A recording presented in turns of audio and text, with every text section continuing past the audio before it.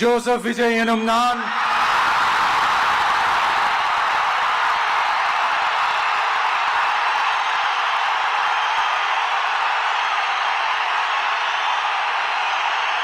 சட்டப்படி அமைக்கப்பெற்ற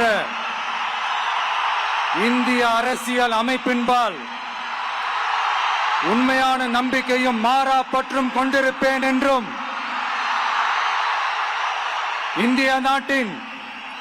ஒப்பில்லாத முழு முதல் ஆட்சியையும் ஒருமையையும் நிலை நிறுத்துவேன் என்றும் தமிழ்நாட்டு அரசின் முதலமைச்சராக உண்மையாகவும் உளச்சான்றின்படியும் என் கடமைகளை நிறைவேற்றுவேன் என்றும் அரசியல் அமைப்பிற்கும் சட்டத்திற்கும் இணங்க அச்சமும் ஒருதலை சார்பும் இன்றி விருப்பு வெறுப்பை விலக்கி பலதரப்பட்ட மக்கள் அனைவருக்கும் நேர்மையானதை செய்வேன் என்றும் ஆண்டவன் மீது ஆணையிட்டு